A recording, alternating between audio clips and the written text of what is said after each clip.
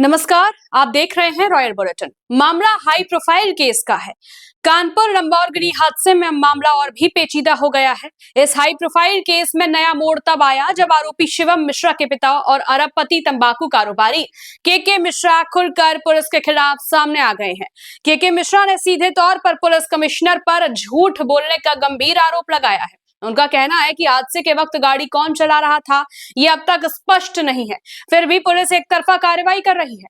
उन्होंने मांग की है कि पूरे मामले की निष्पक्ष और गहराई से जांच होनी चाहिए। के मिश्रा का दावा है कि हादसे से ठीक एक दिन पहले लंबोर्गिनी कार में तकनीकी खराबी सामने आई थी, जिसे ठीक कराने के बाद टेस्ट ड्राइव की जा रही थी। इसी दौरान शिवम मिश्रा की तबीयत अचानक बिगड़ गई और वह बेहोश हो गया।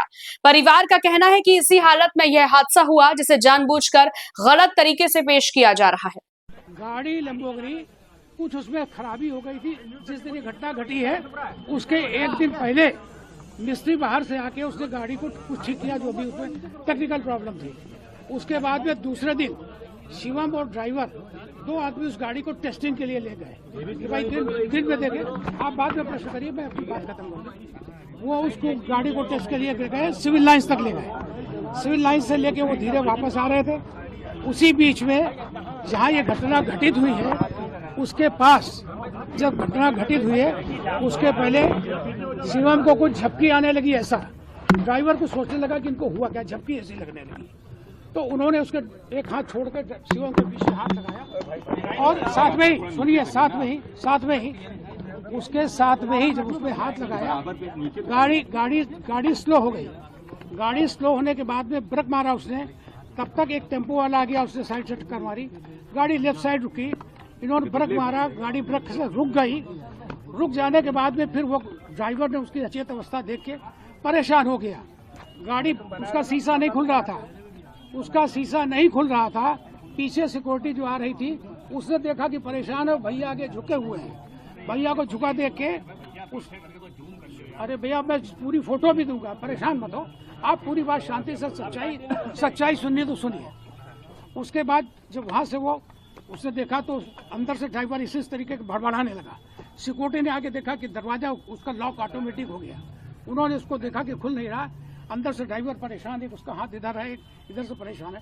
तो उन्होंने उसको ठोका, नहीं खुला, शीशा भी देखा। तो उन्होंने गुम्बे से जिस तरीके से तोड़ के शीशा, उसका शीशा खोला। तो अंदर हाथ डाल के जैसे भी उन्होंने दरवाजा खोला, बहुत मुश्किल से दरवाजा खुला। जैसे दरवाजा खुला तुरंत ड्राइवर भी बहुत घबरा गया था, उतर के बाहर आया और उसने उनको पकड़ के खींचने की कोशिश की। ड्राइवर छोटा था, नाटा था, खिसक गया। पीछे वो लोग जो हमारे सिक्योरिटी थे उन तुरंत पकड़ के उसी बेहोश की हालत में, उसी हालत में उनको निकालने के बाद में उनको वहाँ से जब घर आए हैं हमारे पास में, तो मैंने तुरंत डॉक्टर जो हमारे इलाज करते हैं दिल्ली, उनसे मैंने बात किया।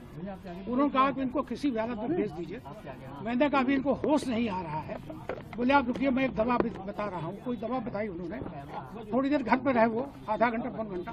उसके बाद उनको थोड़ा सा सेंस आया। सेंस आने के बाद में फिर मैंने डॉक्टर से कहा सब इनको क्या करना है, आप आ सकते हैं क्या? बोले उसके बाद जो है उनको आप वापस मेरे पास भेजिए।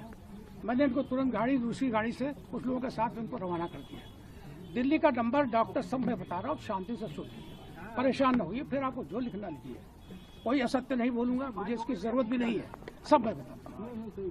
तो अब उसके बाद में उनको डॉक्टर के पास में हमने रवाना किया। डॉक्टर वहाँ पहुँच गए, डॉक्टर के अंदर में वो आ गया। आने के बाद में उसको डॉक्टर अभी भी जाँच कर रहे हैं। उनके पास कई कारण हैं, मैंने उनसे रोज पूछता हूँ। BP कारण हो सकता है, और भी कोई कारण ऐसा हो सकता है जो हो। ब्रेन की भी जांच करा रहे हैं, पूरी CT स्कैन भी हो रही, सारी जांचें चल रही है।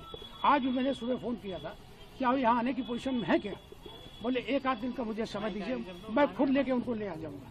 क्योंकि मैंने एक बात कही, देखो यहाँ पर शिवम के नाम FIR हो चुकी है। तो बोले कोई नहीं, कानून का, हमने कहा मैं कानून का सम्मान करता हूँ, उनको यहाँ आना पड़ेगा। अगर कानून में उनकी FIR हुई है तो उनको यहाँ पर पूरी बात बतानी पड़ेगी। ये बात आज मेरी हुई है।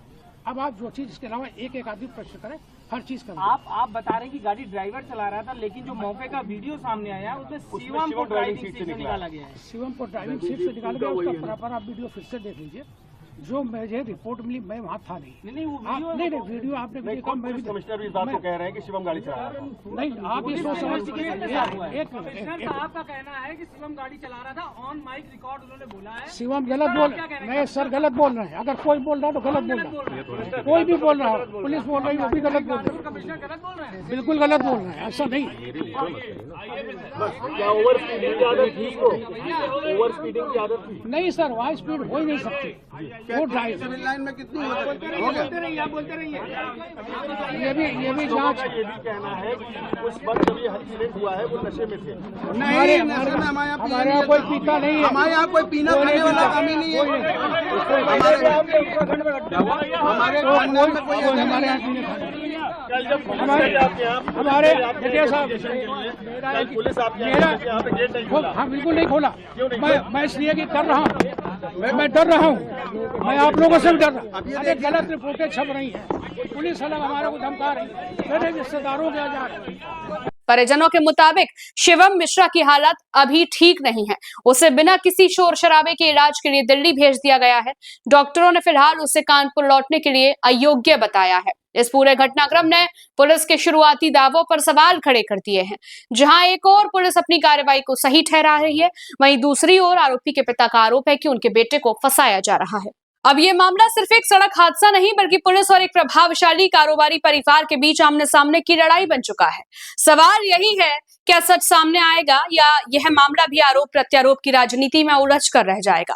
कानपुर से इस सनसनीखेज घटनाक्रम पर लगातार नजर बनी हुई है। इस हाई प्रोफाइल केस पर हम नजर बनाए रहेंगे और आपको अपडेट देते रहेंगे। बने रहिएगा रॉयल बुलेटिन के साथ। वीडियो को लाइक और शेयर कीजिएगा। रॉयल बुलेटिन को सब्सक्राइब करना मत भूलिएगा।